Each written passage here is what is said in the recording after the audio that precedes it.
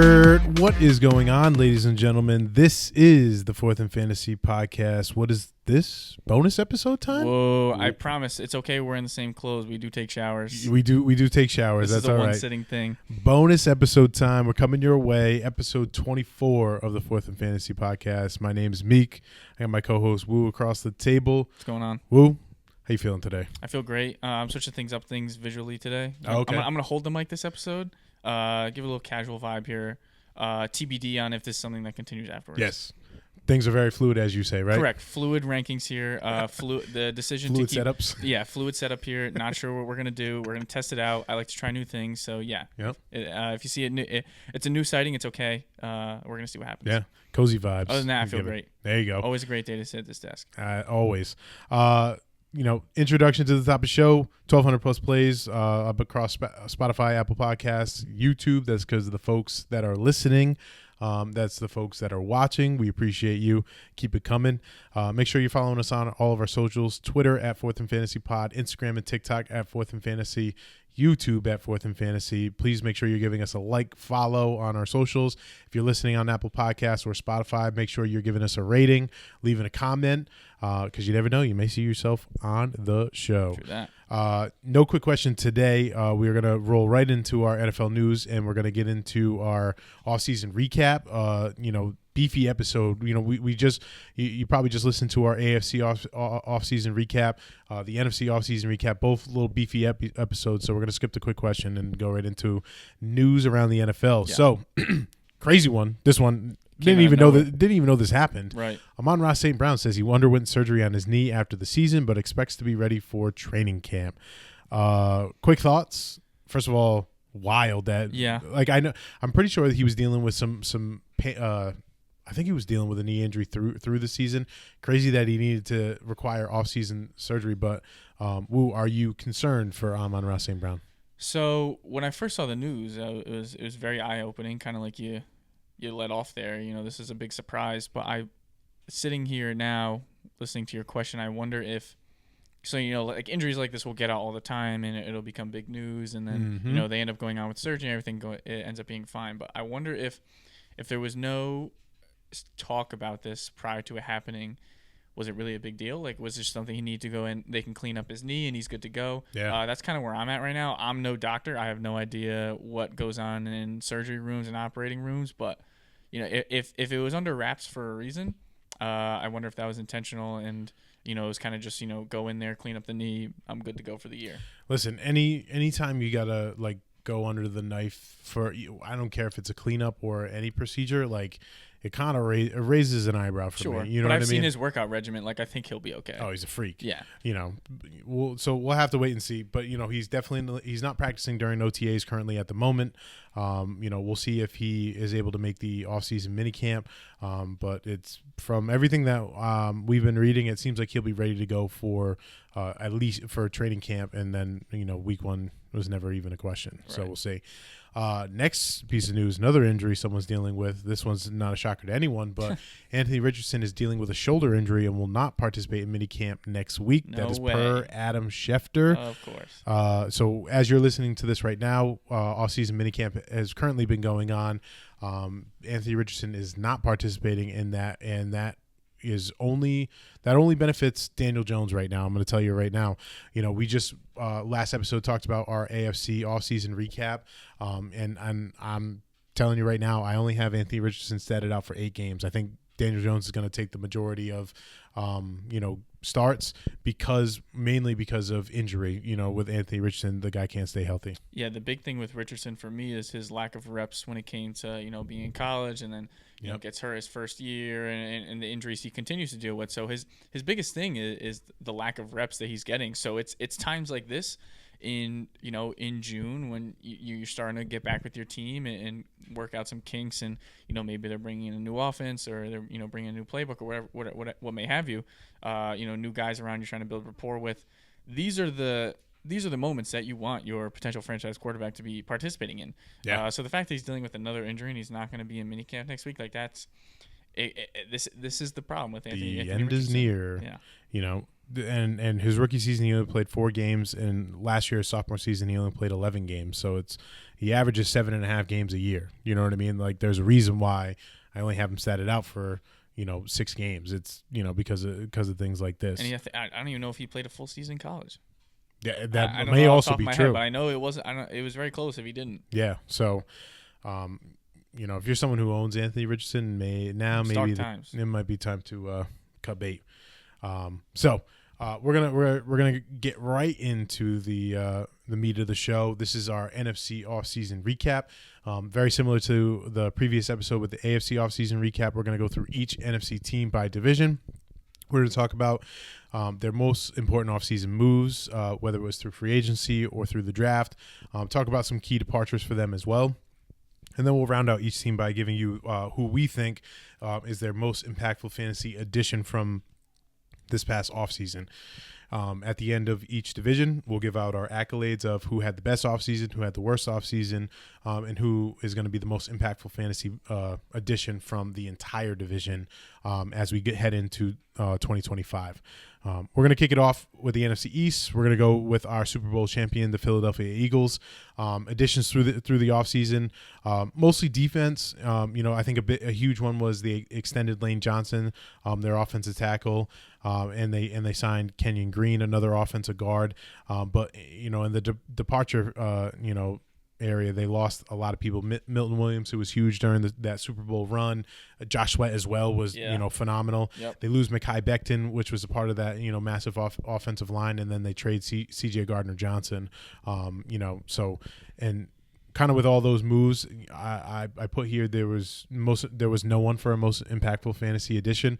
Not to say that the Eagles are going to be bad, but it seems like with all of these departures, they didn't really fill the holes as much as we expected them to. Yeah, and when it comes to fantasy, they got Jalen Hurts already. They have Saquon Barkley. They have A.J. Brown. They have Devontae Smith. The only other position I thought they might have thought about this year was tight end. There was some Goddard. I think they extended Goddard too. So there were some trade rumors around Goddard near the NFL draft, and there was a question of if he's either going to be an Eagle by the end of the draft or not. Yep. He survives that, and then they give him an extension. So across the board, when it comes to fantasy pieces that you'd be drafting, it's all the same. Yeah, exactly.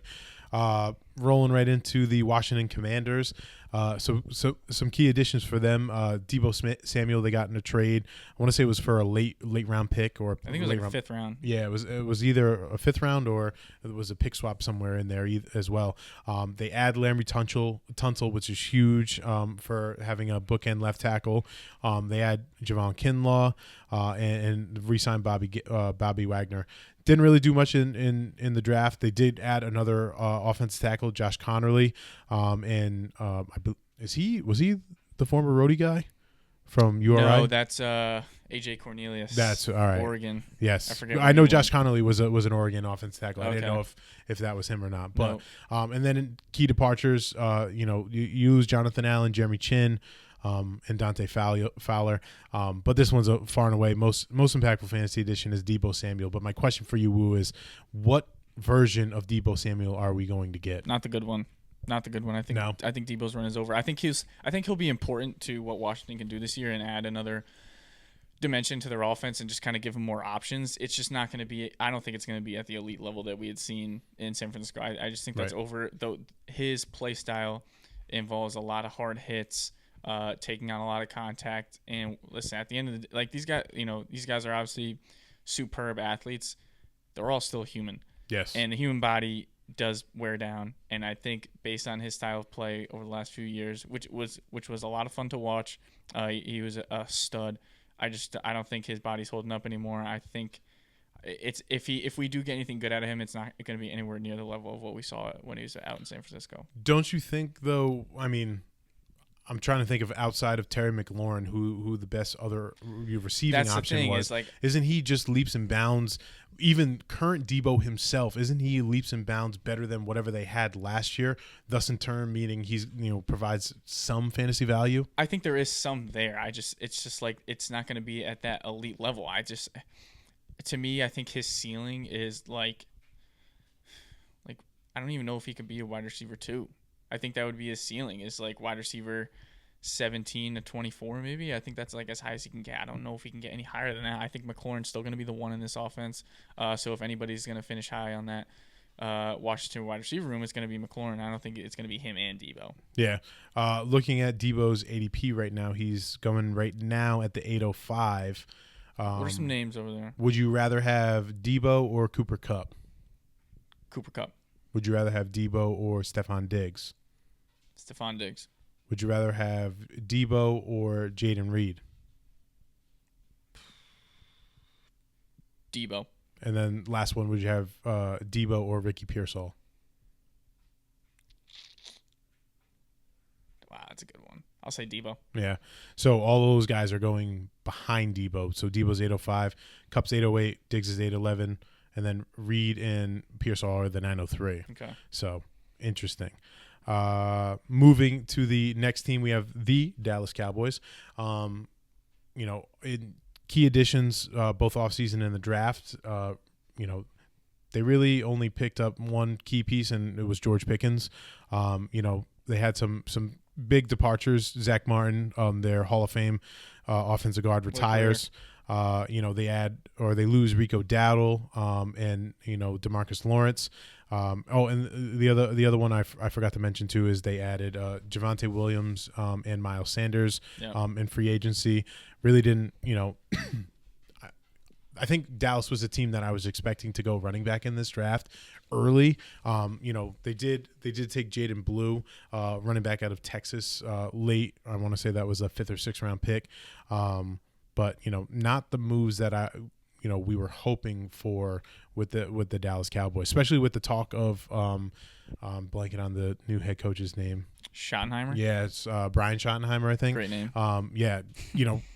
Just saying how we're going to run the football, the run's going to complement the pass and yada yada yada, and then you sign 2 has-beens and a 6th round rookie. Like I don't see the vision. Yeah, I was definitely one of those people who thought they would go running back early, or at least just address running back in this draft specifically because of the running back class that was coming in. I thought that was a swing and a miss on Jerry Jones' his part. He always says like feels like he's losing it kind of. He's got to be losing it. Like some of his clips are just like really bad. Like whether it's when they're not making a move and he's like, I'm comfortable with where we're at. Are you sure? Did you see what happened last year? Did you see what happened the year before that? Like it's just like, how are you going to sit here and say Dallas is America's team and then you don't go out and make all the flashy moves? Right. You got to play the part. So and they're not playing the part. When's the last time Dallas was in a conference championship? Wasn't it the last time they went to the Super Bowl? Was it 95? Or wasn't it 96? One of the Dallas last time. I'm pretty sure the last time they went to a conference championship was the last time they went to the Super Bowl. Yes. Yeah, you're right. So I don't know. Something's got to happen. You can't be America's team if you haven't been to the conference championship since the 90s. Right, since the 90s. Unbelievable. But we'll have to kind of see how that moves.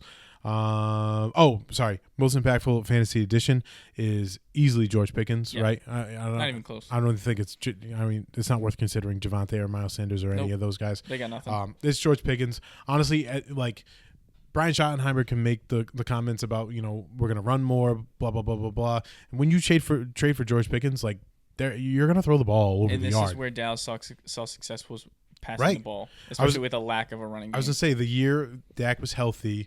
2 years ago when Dak was healthy and they didn't have the running game, they threw the ball all over the place. CD was the wide receiver 1. I don't know I can't remember how they finished that year, but they had to have done 23. Wasn't that the year they lost to the Packers in the playoffs? They got blown out. Let's let me vet that. Pretty sure they won the division that year. I'm gonna say like 11-6 or 12-5. They win 12-5. Let's go. Lock it in. Let's go. 12-5. Won the division, and they lost 48-32 in the wild card versus the Packers. You are correct. That was way closer than it was. It was a blowout. Yeah. So but even still, they were a high scoring offense. CD was great. Dak was great. Like, stop trying to make this team what it's not. It's not a run first team. Like this is a pass the ball team, and you have the pieces to do it. So just go do it. Yeah. You know what I mean?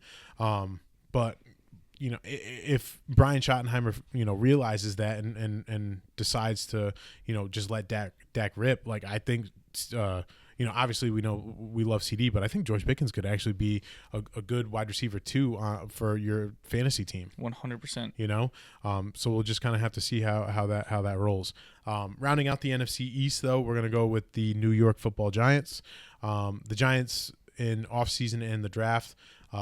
We picked up three quarterbacks: Russell Wilson, Jameis Winston, and Jackson Dart.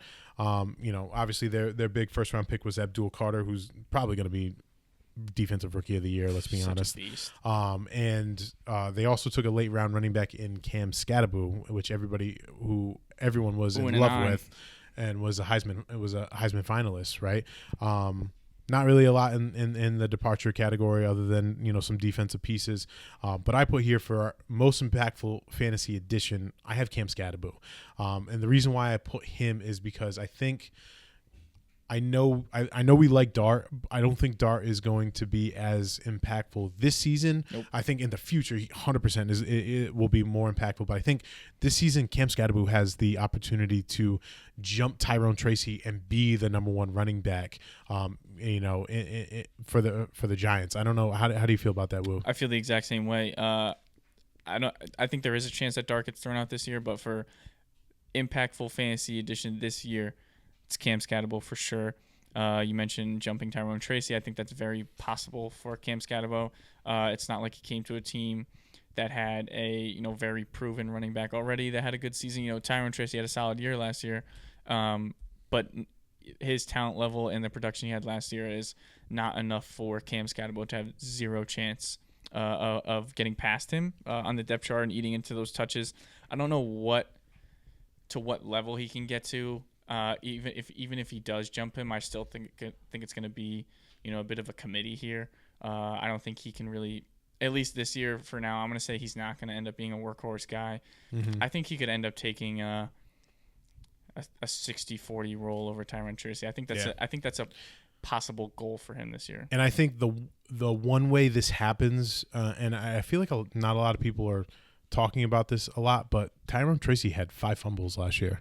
Obviously Ramondre bug. Yeah, Ramondre was the big one, but like he had 5 fumbles, and if there's one way that you get yourself in the doghouse in the NFL, it's fumbling and losing the football. And if he continues to do that and Scatterbo can take care of the ball, I think it's a easy jump for him. Yep. So we'll see what happens with that. But best offseason. I put the Commanders as the best offseason in my opinion. I think the key two key pieces of taking Laramie Tunsil and you have a solidified left tackle for your franchise quarterback, which is huge. And then also I think the addition of Debo is actually really going to matter for this team, just because all they had last year was Noah Brown and Diami Brown. And I think even currently, I don't know if Debo's 30. I'm assuming he is. But a 30-year-old Debo, I think, is better than both of those pieces currently in the state that he is right now. So I think they had some good moves there. And then also on the defensive end, keeping Bobby Wagner, who's basically the quarterback of that defense, and adding someone like Javon Kinlaw, I think we're huge for that team. Yeah, it's a fair pick. And listen, like I know we talked about Debo, and I said I was kind of out on him, but I am in the camp of when we say he is much better than the options that they've had in years past. I'm not sold on the level of Debo that we're getting this right, year. And it might not be the value of Debo himself, but it definitely boosts the value of Jaden Daniels. Yeah. You know what I mean? Like giving him another reliable, better pass catcher. Yep. That could be important. I accept that. Who'd you have for the best offseason, Will? So the best offseason was the Eagles. They win the Super Bowl. They bring all the guys back that they want. I'm not going to sit here and talk about non-fantasy options. So everybody get ready here. Best offseason in this division, the New York Giants. Whoa. Yeah. Tell me why. First, I want to talk. I'll get the non-fantasy pieces out of the way. That defense is gross and will be one of the best defenses for the next few years. That defensive line is going to be sick. The front seven is disgusting. Yep. So the big addition there was Abdul Carter. He's going to be a beast next to Kayvon Thibodeau. And what's the big guy's name? Brian Burns? No, he's there too. There's another D tackle. I love his nickname. Dexter Lawrence. Yeah, Sexy Dexy. Yes. So that front seven is going to be gross. That's going to help out when Jackson Dart eventually steps into this role, keeping them in games. And if he's struggling, they can get the ball back in his hands. But then, they draft Jackson Dart. They go up and get their guy in the first round. This is Brian Daboll's way of saving his job. And I think he's doing it in the right way. He was in Buffalo when Josh Allen was there, part of that development. So I think he can be a major help to Jackson Dart. How many games do you think Dart plays? I'll say he plays the last 6. Okay. Is that because they're out of playoff contention and it's let's just see what the kid has? Or let me pull up their schedule, because what I was about to say is I think that we know it's gross. Yeah, it's tough. So I was thinking maybe they're a little frisky. Maybe the defense helps them out. They have a veteran quarterback who can be throwing the ball to neighbors. But it is a tough schedule. So I was thinking maybe they're out of the playoffs. Everybody's seen enough of either Jameis Winston or Russell Wilson, and you might as well throw a little excitement out there. Yep. So, they're going to be 0-4, and they play the same. So, the last 6 weeks. Let's go back to my original number. That would be week 16 against Minnesota. So, I'll say this. They come off maybe 4 losses in a row, could even be 5 with that Minnesota game. Then they go week 17 to Vegas. Yeah. Why not throw a dart out there? You're out of the playoffs by then. Play them against Dallas. Dallas will probably be resting starters if they stay healthy and make the playoffs. We talked about through 9 games, right? They potentially only win one game. Maybe you could see him coming. Maybe he plays at Chicago. But why throw him into a gauntlet of Chicago? Well, I'll Green even Bay, leave Detroit. Chicago out, but Green Bay, Detroit, New England could be good. Washington, and then Minnesota, and that's when it gets to that Vegas game that I brought up. Yeah. I'll say 6. I don't know. That might be a lot. Yeah. But listen, I think the Giants did what they had to this year. Again, love the defense. They have some offensive weapons there. You have a stud in Malik Neighbors. You go get a quarterback. That was a major question mark for you. And you had another running back who was top 4 in the Heisman voting. Sure, why not? Yeah. Worst offseason, we're both in agreement. It's the Dallas Cowboys. Not much to talk about there, right? They didn't address the things that they needed to.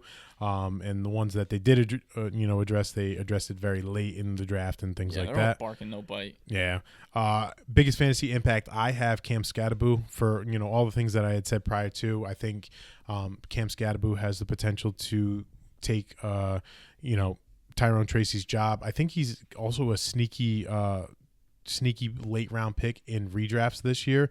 I'm trying to see where he is slotted into, and he's going right now at the 909. Okay. I think some people have him a little bit higher than I think they're buying into the hype, because some of the people that are around him, would you rather have Cam Scatterboo or Ramondre? Scatterboo. Did you have Cam Scatterboo or Javante? Scatterboo. Yeah.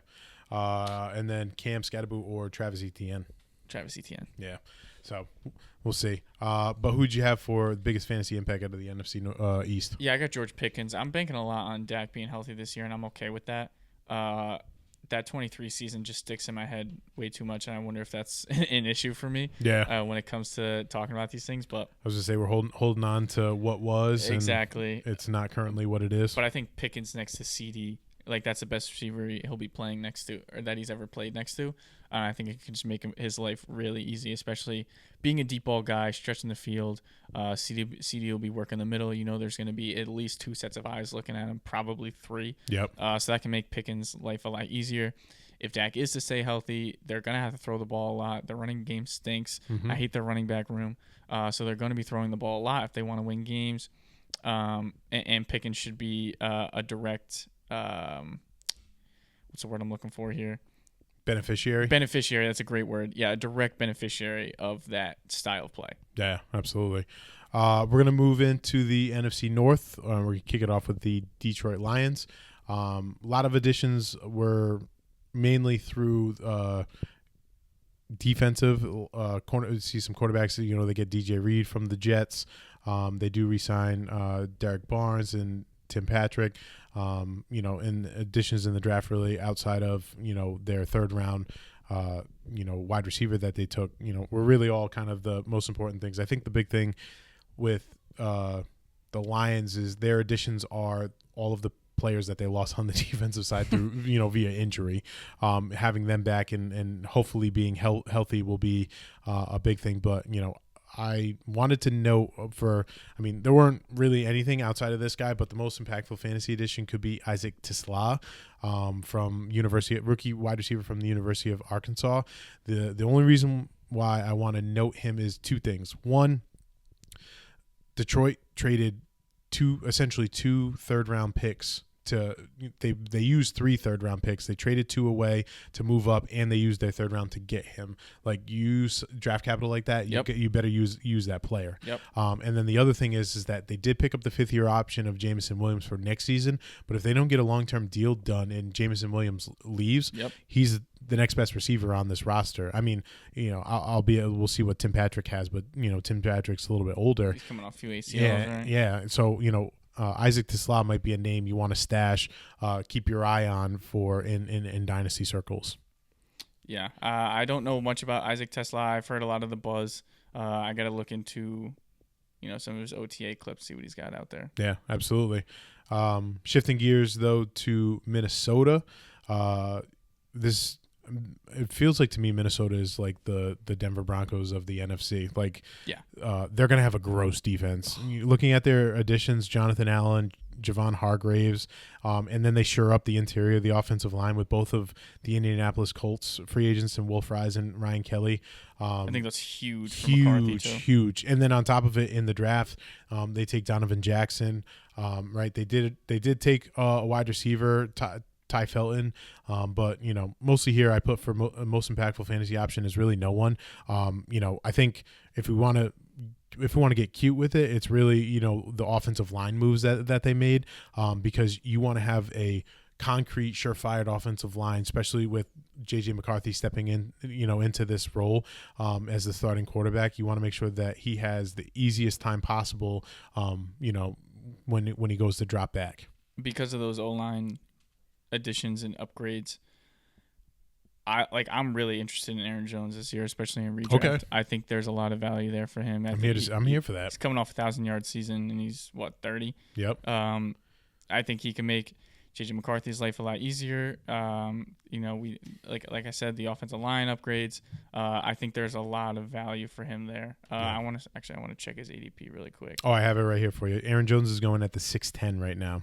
Yeah, back of the 6, and if he was my running back too, I'd be so happy. Yeah, I would take that all day. Yeah. So some names that are going ahead of him right now are R.J. Harvey, Isaiah Pacheco, David Montgomery, James Conner. I like Aaron Jones above Montgomery and Pacheco. Yeah, and then behind him is Judkins, Henderson, Tony Pollard. Well, I'd take those guys first. Yeah, maybe not Pollard, but no, I think Judkins has to fly up. That's a weird range. How does that happen? I don't know. He's got. I think because ADP. I forget, it's June. Yeah, I was gonna say ADP's early. I think when the buzz starts coming out for training camp and they're saying like Judkins is getting the majority of the work, that guy's gonna fly up draft boards. True. But I like that take of Aaron Jones though. I wouldn't be mad in the back of the 6th round taking him as my RB2. Keep it in mind. So moving into Green Bay Packers, when we look at their additions for the offseason and the draft, offseason, was mostly defense, Nate Hobbs and Isaiah McDuffie, and they get Aaron Banks as an offensive guard. And in the draft, they do take an offensive tackle, but the key pieces here for fantasy that you need to know is Matthew Golden goes in the 1st round, and then also Savion Williams, wide receiver out of TCU, who I have heard is flashing in OTAs right now. But when we talk about the most impactful addition, is Matthew Golden. When we talk about this team, the thing is with Matthew Golden is I have a tough time seeing where he fits into this offense because. Well, does anybody really fit in? Yeah, that whole wide receiver room. Right. Well, I think the thing that is concrete is Jaden Reed is the slot guy, and that's where my first question lies with Matthew Golden, is because Matthew Golden at Texas was a huge slot guy, caught a lot of screens and short area yard or short passes. Where does he fit into this offense? You know what I mean? Obviously, we know Christian Watson is probably going to be out for the majority of the year, so that's one less name you have to compete for. But there's also Romeo Doubs, Dontavian Wicks, to compete for. So it's going to be interesting to see where he fits in this offense. Yeah, I mean, they've had a collection of guys for a couple of years now, and no one's really taken that step forward to separate themselves from the rest of the pack. And, I'm the number one here. Yep. So I think that just leaves opportunities here for Matthew Golden to do so. He's a first-round pick. They believe in him. They believe in him enough to take him in the first round. With having all of those guys in the wide receiver rooms, that clearly means they're not confident in what they have, and they're still looking for more. So I think Matthew Golden can go out and give them that more if that's what he wants to do. Yeah, I'm looking at the ourlads.com for the depth chart. They have Romeo Doubs and Matthew Golden as the opposite side outside wide receivers with Jaden Reed in the slot. But the one thing I do want to note is that, when we talk about 11 personnel for offenses, that's when it's one running back, tight end. The Green Bay Packers run that 71% of the time. So 71% of the time, there's only one wide receiver out there. And I'm assuming that's going to be Romeo Doubs because he's been there for the longest, out of these guys. So we'll see how, can Golden fight in to be that wide receiver one? We'll have to wait and see. I think he can. He shot up draft boards for a reason. Yeah. Like I said, you have to trust the NFL. Yep. I was gonna say, just like you said, sometimes we don't believe in prospects, but the NFL's like, hey, we're gonna give this guy, the work, and you gotta have to kind of be honest with that. Last team of the NFC North, we have the Chicago Bears. Key additions in the draft and offseason. We've already kind of talked about, both their interior offensive line is completely revamped with Joe Tooney in a trade from the Chiefs, Drew Dahlman, who is the center for the Atlanta Falcons, and Jonah Jackson, who was the offensive guard for the Los Angeles Rams. So they're completely revamped from the inside. And then in the draft, they spend their first round pick, a top 10 pick on Colston Loveland, tight end from Michigan, and they also go Luther Burden, wide receiver we loved in the pre-draft process out of Missouri, departures weren't really that big of a thing. They do lose Tevin Jenkins, but I feel as though they upgraded at the guard, and they lose Keaton Allen. But the most impactful fantasy addition I have here, it's got to be Colston Loveland. So excited! You know what I mean? Because it goes back to your point that you talked about 2 episodes ago, where we talked about how you don't draft a guy 10 overall and you don't use him in some shape or form, especially as your first draft pick as a new front office. Yes. And we'll have to see what it is. Like, I am still in the camp of, he's going to have to fight for, meaningful targets in this offense, but, he is a talented player, and I think it's all good. These are all positive things for Caleb Williams, but if he can become a, surefire safety valve for someone like Caleb Williams, like maybe he provides some, good fantasy value. Yeah. And I think Kmet being there already, it hurts him, but I think they're going to be using Loveland a lot less as a blocker because they already have Kmet. And I think that opens up a lot of target opportunities for Colston Loveland. Yeah.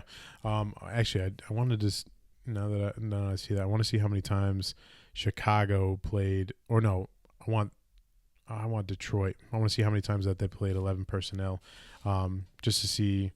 Yeah, so they did. Probably a good amount. No, 53% of the time.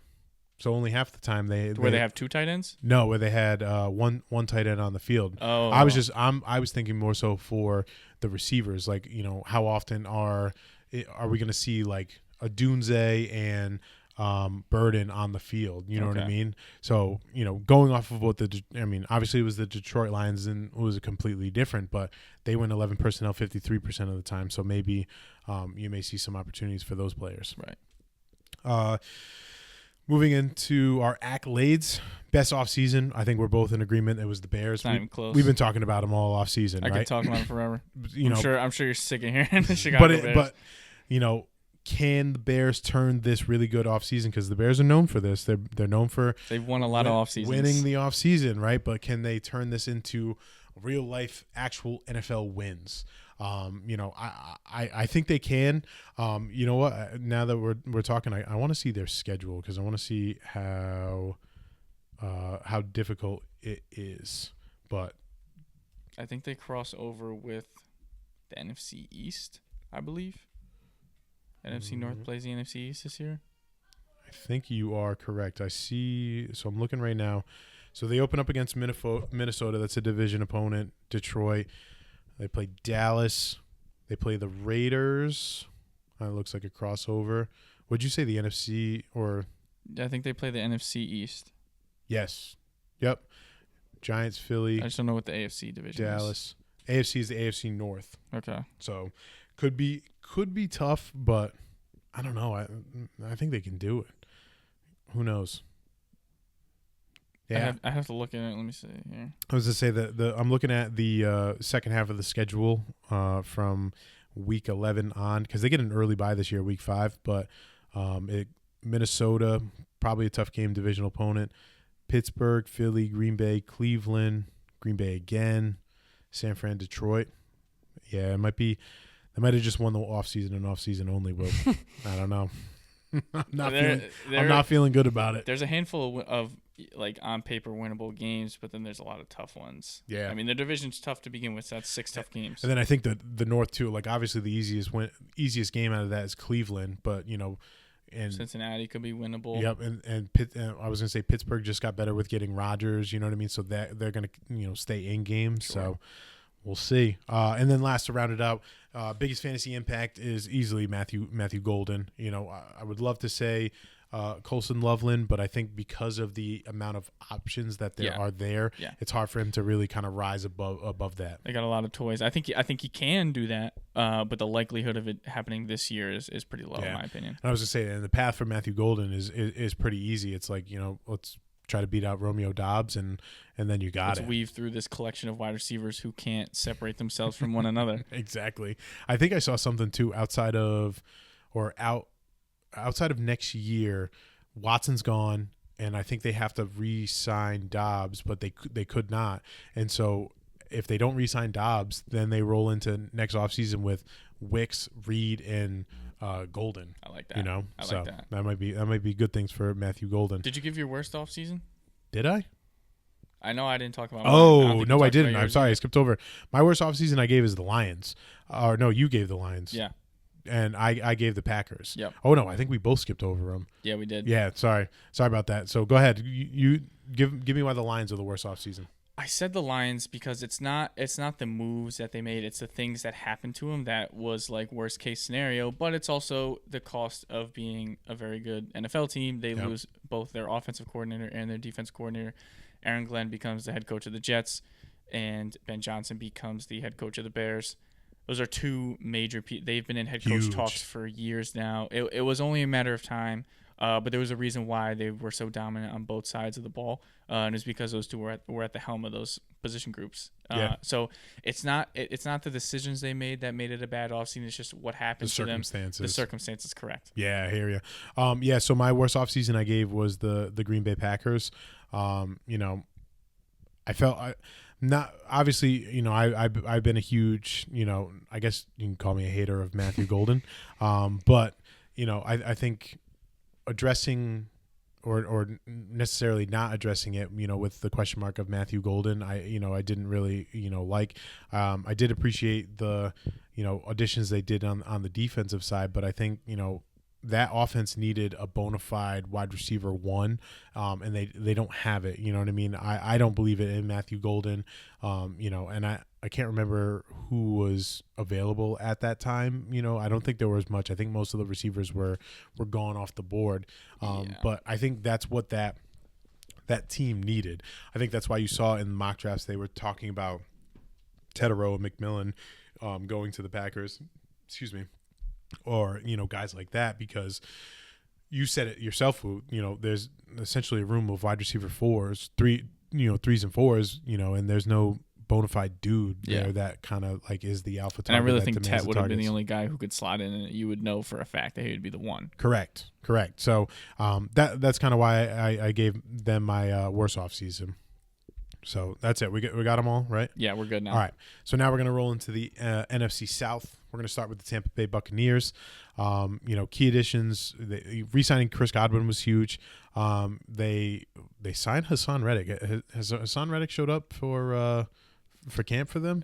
Probably not. Because he didn't for the Jets, right? Oh no, he did a whole lot of nothing for the Jets. I'll tell you that. He skipped minicamp. He skipped everything. He skipped playing. Well, he didn't skip playing games. It basically felt like he did because he played so bad. Yeah. And then in the draft, some key additions, mostly were defense, but the big one was their first round pick. They took Emeka Egbuka, wide receiver from Ohio State. And that's kind of where we lead right into our most impactful addition. I think it's got to be Emeka Egbuka. I don't know your thoughts or feelings, Wu, but I'm someone who feels as though I don't believe Chris Godwin's going to be ready for week 1 still. No. And I think with them taking Egbuka in the first round, regardless of the season that Jalen McMillan had, I think Egbuka is going to be their second option at very early in the season. And, if he balls out or, becomes that reliable receiver for Baker, by the time Godwin comes in, does he have enough juice to jump at Egbuka? You know what I mean? Yeah, and we also have to think about, Mike Evans and what he has left in the tank. I think this goes to show that there's a couple things here for the Egbuka pick. I mean, he was one of the better receivers available at the time. Yep. We liked the tape a lot. We thought he was, the most pro-ready receiver in this draft, and rightfully so. The track record of Ohio State, shows. Yep. But I think Tampa Bay picking Egbuka there, it kind of shows that, they're not sure what they have left in Mike Evans. Maybe they only get another good year out of him. The Chris Godwin injury, how long is it going to take for him to come back? So, yeah, I think Egbuka can make an impact early on in the year. Whenever Chris Godwin decides to come back, I don't think he'll – it's tough because they just gave Godwin that extension. So it's like, how are they going to have Godwin come back and be like, nah, we're good for now? Like, there's no way they just make him hold out like that. Maybe they just give him as much time as possible, where maybe they have, let's say he could be ready by week 4 as their like target date, as like soonest available to come back. But then, they kind of give him to like week 6 or whenever their bye is. I don't have their schedule in front of me, but I think it will hurt Chris Godwin this year because I do expect Egbuka to play really well. Yeah.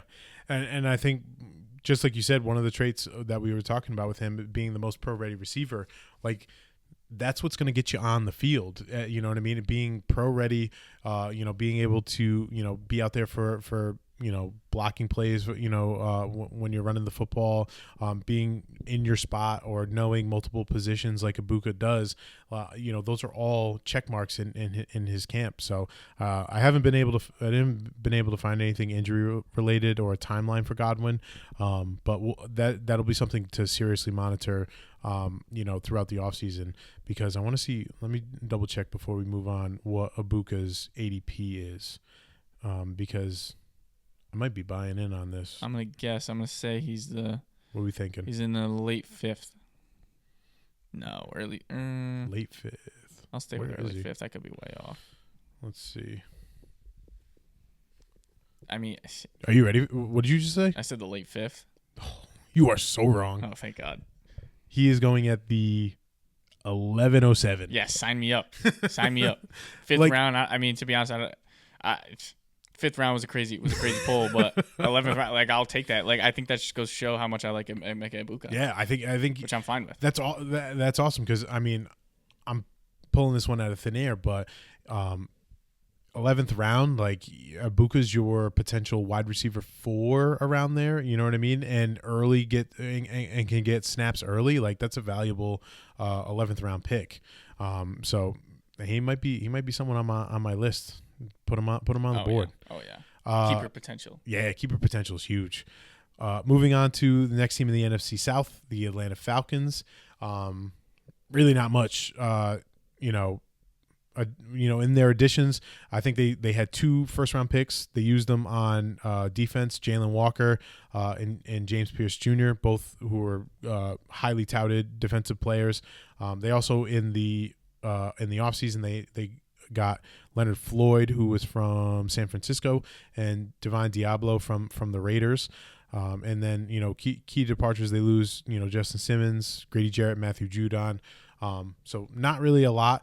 The only person I put as an impactful fantasy addition is Nick Nash, undrafted wide receiver from, I want to say it was University of Sacramento. San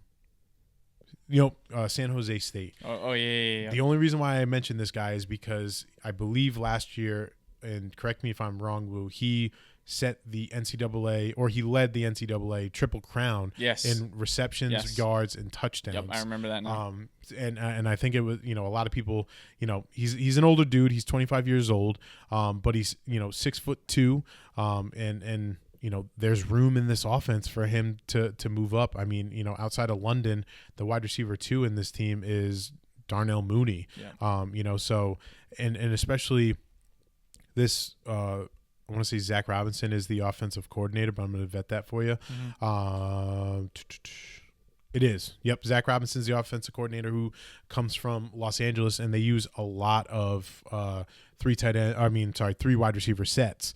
So he's someone who can break in outside of, like I said, London and Mooney. There's Ray McLeod and Casey Washington. Yeah, the path is there for sure. There's basically a path for him to be relevant. Moving in. Gross. This one is gross. Where we have the New Orleans Saints. Additions that they had really, offensively, Juwan Johnson, they re-signed, which you like to see. And then in the draft, Kelvin Banks Jr. Was a good pick, tackle out of Texas. Tyler Show, big head scratcher. And then, the key departures you have is, Derek Carr. You lose him to retirement, and Marquise Valdez-Scantling. But the most impactful addition for this team, it's got to be Tyler Show. There's really no other option. There's no other option, and it's going to be tough. It's going to be, I think he's going to have the hardest year ever. Yeah, it's going to be a really bad watch. Saints. Can we lock in now? Saints are going to be the worst team in the NFL? Oh, yeah. They're going to be making their first ever quarterback selection in the first round since, what was it, like 73 or whatever the stat was? Something crazy. Yeah, it's going to happen. It's going to happen. Not much to talk here. Saints fans, just buckle up. You're in for a rough year this year. Be bad. It's okay. Get some picks. Do your thing. Exactly. Just don't expect anything. Yep. Last team of the NFC South we're going to round out with is Carolina Panthers. Additions from offseason, J.C. Horn, which was huge. He's great cornerback. They got an extension. Trayvon Moreg from the Raiders, and they do sign Rico Dowdle for some running back depth. In key draft additions, the big one obviously is Teteroa McMillan, wide receiver from Arizona, and also Trevor Etienne, brother of Travis Etienne, to fill out that running back depth or running back room. But clearly, the most impactful person is Tet McMillan. Without a doubt. Tet McMillan currently is going at. Don't ask me again. You want to take a guess this time? No. I'm sure? I'm done with guesses. Give me names. Would you rather have Tet or Jalen Waddle? Ooh, because I'm kind of in on Waddle this year a little bit. Really? Yeah, a little bit. I'll go Tet though. Okay. Because he's the one. Tet or Jordan Addison? Tet. Tet or Chris Godwin? Tet. Wow. Tet or Chris Olave? Tet. It's easy. Tet or Jameson Williams? Tet. Wow. Yep. I like Tet. All these guys are going above him. So now Tet is at the 608. Godwin 606, Addison 604, Waddle's the 602, and Olave's the 602. A lot of my arguments for those is that a lot of those guys are wide receiver twos. And I think when I'm drafting, I'm looking for ceiling. Sure, there will be picks that I have where, I'm looking for a floor play, someone safe if I need to. But 9 times out of 10, my draft picks are based on what can this guy do for me and how can he win me this year. Yeah. And I'm looking for upside. Ted has the upside. He's going to be a wide receiver 1 on a young team. We saw some really good things out of Bryce Young at the end of the year. I really hope that continues into this season because if that's the case, I'm going to be right about Ted McMillan. Can I try to attempt to give you one hard one then? Okay. Tet McMillan or Xavier Worthy? I'm gonna go Tet because it's Wow. again another You're wide going receiver back- too. yeah, Another okay. wide receiver too. All right. Man loves Tet here. But order the jersey now, Rondo. Yeah, right, Rondo. Come on, of all jerseys you're gonna buy, you might as well get his. Former volleyball player too. Shout out to Ted McMillan. Is he really? Yeah. Oh, It's a great sport. it is a great sport. I know you love it. Best Probably off kick my season. ass. Best off season. I have the Buccaneers. I think keeping that kind of same nucleus. Obviously re-signing Godwin back, but I think that first round pick of Mecca Ibuka is going to be is so underrated. It was such a good pick. It was such a good pick, and I'm so glad that NFL teams kind of saw the talent and the pro readiness of him. Like, I think Tampa Bay was drafting at 19. Yep. You know what I mean? So he went ahead of Matthew Golden. It was, well, if we're not counting Travis Hunter, he's the second receiver off the board. Right. Exactly. Not including him. So I think that was a great pickup by them. We'll see what you get out of Hassan Reddick, but I think the Buccaneers had the best off season in my opinion. Buccaneers, great choice. I'm gonna go with the Panthers here. Like the Bears, we've been in on the Panthers for a while now. Yeah. We've talked about them a lot. Love what Bryce Young showed at the end of last year. I like what they have in Chuba Hubbard. They gave him the extension, and Jonathan Brooks is now on the PUP list, which means he won't be able to play this year. Yep. So that's huge for Chuba Hubbard's value. Love the Ted pick. Like I just said, I'd take him over a lot of those names. I just think there's a lot of young, exciting pieces here. And if they're, every year there's kind of a team from a division that goes from worst to first. And I think the Panthers could be one of those teams. Yeah. Like I said, we may have to sprinkle the Panthers to win. This is the Panthers' year. Do I have that stat up in front of me? I remember this. I don't know if we talked about it on the show. Hold on. No, we talked about this off camera. Give me a moment here. But I love where you're going here. Let me see if I can find the DK odds for them to win. I have it right here. You have the DK odds? No, I have the stat. All right, go ahead, give that. I'm going to find the DK odds for All right, them so to win. It's the Panthers' year. So let's go back to 2002, 2003. 2002, great year. That's when I was born. Ohio State national championship wins a national championship. Panthers have a losing record. Next season, Panthers open the season against Jacksonville. And then it gets a little wild here. J-Lo files for divorce from Chris Judd, and then the Panthers make the Super Bowl. Now let's fast forward to 2014, 2015. Ohio State wins the national championship. Panthers have a losing record. Next year, they open up the season against Jacksonville. J-Lo files for divorce from Mark Anthony. Panthers make the Super Bowl that year. Now coming into 2024, Ohio State wins the national championship. Panthers have a losing record. 2025, they open up the season against Jacksonville. J-Lo files for divorce from Ben Affleck. Panthers make the Super Bowl ? We'll see. Following the data, this is important data here. Yeah, this is. I mean, listen. We here at the For the Fantasy Podcast, we give you the most crucial, important data you need to have. I can't take credit for that stat, but a stat's a stat. Yes. This is the data. Take with that what you will. And currently, their odds to win the division is plus 400. So yeah, that's a number I'm looking at. I'm interested. All right, we're gonna round it out with our last division here is the NFC West. We're going to start it off with the Los Angeles Rams. Offseason I thought was pretty good. You signed Devontae Adams, who, yes, he's in the twilight of his career, but I think older Devontae Adams, I personally think is better than what Cooper Kupp was last year, which just immediately props up the value of Puka Nacua, which is going to be huge because he's going to be the engine that kind of moves this offense. And then in the draft, not a lot of crazy moves. Terrence Ferguson was big, and then they took a late round stab at Jarquez Hunter, which I know a lot of people on Did you Twitter have you heard the him. story about him? No, it hit me. I'm pretty sure. Who did I hear this from? I think it was Peter Schrager. I guess he's got a lot of connections with the Rams, and he's very friendly with those guys. And I guess when Jarquez Hunter was drafted by the Rams, apparently the draft room celebrated like they just took like the best player in the draft. Stop. Like they were hyped about this guy. I don't know why. I don't know any of his college tape. I'm just hand up, no idea. But this is what I've heard, and that's from Peter Schrager. So, yeah.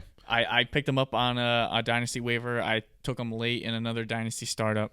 I'm taking the shot here. Listen, if somebody's going to celebrate like that for what round was he drafted in? Like he was day 3 for sure. 4th round. Yeah. If someone's going to celebrate like that for a 4th round pick, there's got to be something behind it. 5'10", 202, played at Auburn, had 1,200 yards rushing at Auburn, 8 touchdowns in his senior season. SEC, baby. Hey, matters more. I like that. Okay.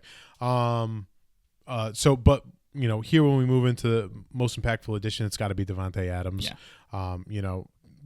From the points that I said before, he's going to prop up. He's going to take attention off of Puka Nacua, and he and himself, I would say, outside of Garrett Wilson, it's probably the best other wide receiver he's played opposite to. So that could be beneficial for him. But he's going to be the surefire guy, in my opinion. I think he's going to be the guy where it's like 3rd and 3, you need the first, like you're gonna out go to the sideline, easy first down. Exactly. But he's going to be big for PPR, I think. Yeah, you think so? Full PPR. I think he's going to be he's going to be great for redraft. Like having Devontae Adams as your wide receiver 2 in redraft is going to be huge, especially if you get a big time name in the first round. He's going at the 404 right now. Oh my God. That's kind of take him as much as possible. Absolutely. Moving into the next team, we have the Seattle Seahawks. Huge overhaul here for this team in the offseason. Out goes Geno Smith, DK Metcalf. In comes Sam Darnold, Cooper Kupp. They also added DeMarcus Lawrence, edge rusher for the Dallas Cowboys. And in the draft, not much. They added an interior offensive lineman, which is huge and helpful for Kenneth Walker. They take Elijah Arroyo, rookie tight end from Miami, and then also Jalen Milroe. But the most impactful person for this team is easily going to be Sam Darnold. Yep. But they go where he goes. My question for you, Wu, is what version of Sam Darnold are we going to get? Are we going to get the 38 touchdown Sam Darnold that we got last year, or are we going to get the Sam Darnold that saw ghosts? I think there's a happy medium in there. I think he's done seeing ghosts. But it's definitely not going to be the Minnesota year that we just saw. Listen, I'm rooting for the guy. I hate to sit here and say he's going to have I really like him as a guy, as a player. He was fun to watch last year. The situation from Minnesota to Seattle is much, much different. A, you don't have Kevin O'Connell. Yep. B, you don't have Justin Jefferson and Jordan Addison. It's gonna be somewhere in the middle. I don't think he's gonna completely flame out. I think Seattle is smart enough to not give a guy money that they're not fully confident in, and even has the ability to flame out again. Yep. So I'm not too worried about that. I think he's gonna be a solid guy, maybe like a Geno Smith. I think that could be. Do you think realistic you think he lasts the entire contract? What is it? 3 years, but there's an out every year or something like that. 3 years, but they get out next year. They can void it. That could be hinging on what Jalen Milroe looks like. I was just about to say. Well, that was. I'm kind of hoping that he is okay for this year, but Milroe develops enough where it's like Sam Darnold. No, thank you. We're gonna move on, and we're rocking Jalen Milroe because I love that. I love that dude. I think he can do some damage if he can, especially in fantasy. If he can produce as a passer, we'll see. You can't teach that speed. No, you can't. But so. It makes sense for this year. Sam Darnold's definitely the most impactful addition that they have. But, TBD on what version of Sam Darnold you get. Yep. Next one, we have San Francisco 49ers. Key additions they had really weren't much. Re-signing Kyle Juszczyk, which was great. And really not a lot of additions, fantasy-wise through the draft. They really addressed a lot of defense. But when you look at the departures, woof. Debo Samuel, it's like the starting Super Bowl Travarius Ward, Dre Greenlaw, Telo Hufanga, Javon Hargrave. A lot of dogs. I heard it on another podcast. I can't remember the stat fully, but I want to say it was like ESPN's Mike Clay does an evaluation of all 32 NFL teams based on the caliber of players that they have and things like that. But he has the San Francisco defense ranked last. You know what I mean? Which hey. Fantasy-wise, could be good. Sure. You know what I mean? Because if they're letting up a lot of points, that means that Brock Purdy's, having to play into games. That means that, more targets for Pearsall, for McCaffrey, things like that. That could be good on the offensive side, but we'll see. And, I don't know how much of that, you should be worried about, especially with them having the easiest schedule in the NFL. That's true. That could, play a hand into things as well. Yeah, the offense is going to have to step up for sure. Yeah. And then for most impactful fantasy edition, I added Jordan James, rookie running back from Oregon. The only reason why I added him is because San Francisco running backs love to get hurt, and they love to cycle through a lot of them. So Jordan James is a name you probably want to know, especially with. Have you seen the video of OTAs from McCaffrey? No. Oh my God. So it's just a simple like running back drill where like you go through the bags and you got to show bursts and things like that, and everyone's like, oh, Christian McCaffrey's back 100%. Dude, he looks slow. Oh no. Slow, like does not look good. Did URI really curse him? It might have happened. For those of you who don't know, last summer he worked out at URI and then proceeded to miss the entire season. Yeah. Shout out URI. Bad look for URI. Quick shout out to Olivia Coppola, ate at a restaurant today. Fire. Yes. Fire. We love that place. Back 40. So currently right now, Jordan James is the third running back on the list. So like I said, running backs love to get hurt. So, I hate to say it, but you could totally see McCaffrey, getting hurt, losing some, missing out some games. Next one up is Isaac Guerrero. I've talked about Isaac Guerrero as someone you probably want to have as a late stab in Dynasty just in case of the McCaffrey injury, but he himself was hurt last year when he stepped in for McCaffrey. So Jordan James, you're up next. What is the line for, let's say Jordan James for this example? Yep. McCaffrey and Guerrero both get hurt. What's the line for how many times Jordan James becomes a waiver wire pickup in redraft this season? If he 2.5. Yeah. 2.5. Because it's McCaffrey getting hurt, you're probably going to want him as the backup to Guerrero. Yep. Guerrero gets hurt, he's the next one up that you want to have, and then who knows, maybe McCaffrey or Guerrero come back and get hurt again. Yep. Like I totally see Jordan James is going to be a waiver wire hero. Yeah. Because and it's no disrespect to McCaffrey or Guerrero, but there's value with a San Francisco running back. It doesn't matter who it is, right? Like see Jordan Mason. I was gonna say Guerrero was a nobody, and he had a couple of weeks where he was a running back one. So not the one, but was a running back one. Mm-hmm. So like you gotta keep tabs on things like that. And then to round it out with our last team is the Arizona Cardinals. Arizona Cardinals had a great free agency signing. I'm looking right now. Yeah. They signed Josh Sweat from the Philadelphia Eagles, Baron Browning, a sneaky great edge player from the Denver Broncos. They re-signed Trey McBride, which is huge. And then in the draft too, Walter Nolan from Ole Miss was a huge defensive lineman that everyone loved. Will Johnson, such a steal. Will Johnson was a huge steal, and didn't really lose much in their departures, but really wasn't anyone big as a fantasy addition, which is good because it's predictable. You know what I mean? And that means you're confident in the guys you have. Yeah, and you're confident in the guys you have, including this tells me also that they have confidence in someone like Michael Wilson. I think they're hopeful that Marv takes a step forward in year 2. So those are all good things for that organization. Agreed. Really good year for Arizona here. I had low expectations for them last year, and they surprised me. And I was really out on Gannon as a coach. Yeah. I didn't think I just thought his whole introduction to Arizona and his first few months there, I thought there was a lot of weird stuff going on, but I got to give him props. Yeah. Stuck it out and I mean, I think they may have a good season. They might be a sneaky take on overs on their wins. Mm-hmm. But we'll see. So best offseason, I had the Seattle Seahawks. I think the reason why I had them as the best offseason is because Mike McDonald in the front office had a plan of what they wanted this team to be. I think they executed it to perfection. Now, is it going to be good fantasy-wise as a whole? That's yet to be seen. Sure. But what they wanted to do, we were just talking about earlier in this episode how, the Dallas Cowboys and Brian Schottenheimer and Mike McCarthy always say, like, we're going to be a run-first team and do nothing. Right. This team said we want to be a run-first team, and they made the necessary, choices. Albeit, does that mean getting rid of, Geno and DK? Yes, but they invest in the interior offensive line. They go out and get a quarterback who probably plays well in Clint Kubiak's system. So I think that's why I put them as the best off-season.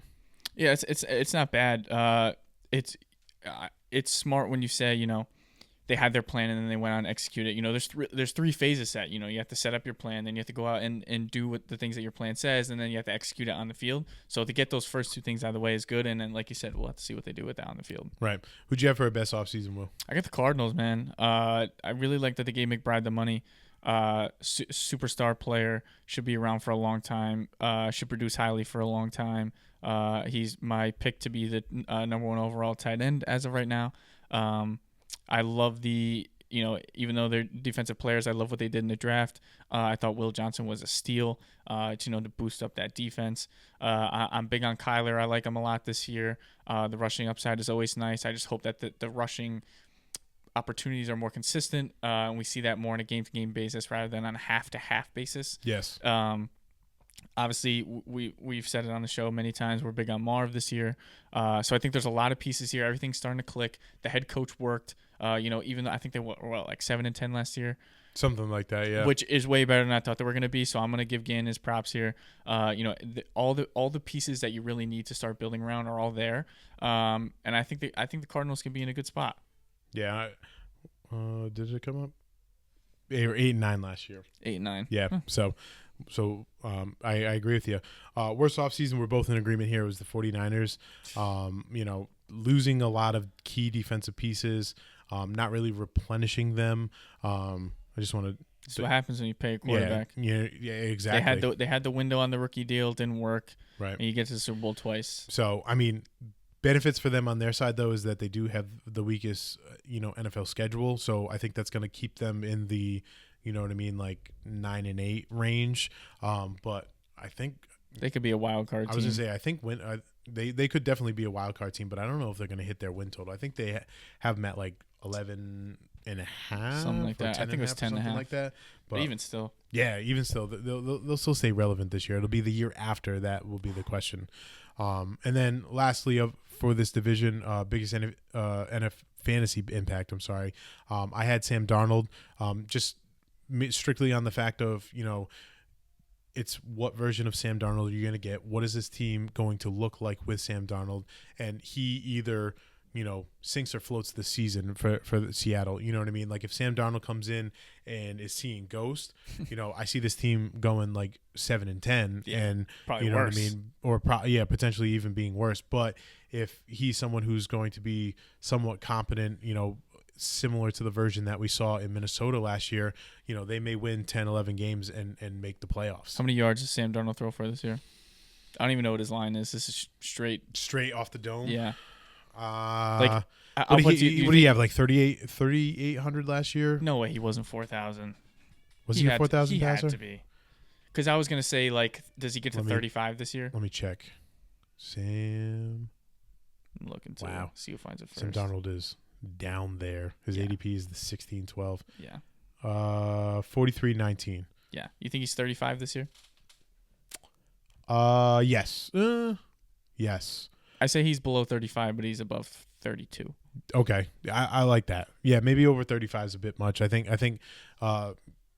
probably like 33, 3,400 yards, because, I think they're going to run the ball a lot. You know what I mean? I think he had 545 attempts. I don't think he sees more than like 410. Sure. You know what I mean? I think his attempts are going to go way down. Yeah. But your biggest fantasy impact for the division, Will? I've got Devontae Adams, and the reason why we touched on it earlier is the value that you can get for him this year. What do we say? He was going to be a 4th-round pick? 404, yep. 404. For him to be your wide receiver, too, like if you're someone in the first round who can get a Chase, a Jefferson, Amon-Ra, one of those big 3 or 4 names up at the top there, and then come back in the 4th round, and he's your wide receiver, too. Like, I'm stoked at that, if you pick up a couple running backs or whatever you end up doing. But he's going to be a smash play in this LA Rams offense. All the eyes are going to be on Puka. Puka's the young stud. Everybody's nervous about the age of Devontae Adams. I think the way they're going to use him is going to play to where he is at in his age and his career. They're not going to be asking a ton of him, but the small things that they do ask of him, he's going to be able to do at an elite level. His targets per route run is going to probably be something insane. Because he might not be on the field all the time, but the times he is on the field, he's going to get targeted. Exactly. I agree with that. And it's probably going to be short field stuff. but I think he can be a big PPR weapon. Yeah. So there you have it, ladies and gentlemen. That is our NFC offseason, review. Hopefully you guys liked it. Make sure you're checking us out. You're following us Twitter at 4th and Fantasy Pod, Instagram and TikTok at 4th and Fantasy. Make sure you're checking us out on YouTube. We got some exciting stuff coming for you in the next couple of episodes. Potentially, we got a mock draft coming up where we're going to try to get a lot of folks here out at this table. Yeah, we might have some guests. We might have to get a bigger table for this next episode, Ari. But make sure you're following us. Checking out our clips on our socials, and appreciate the love that you guys are giving us. So, with that being said, we will see you on the other side. See ya.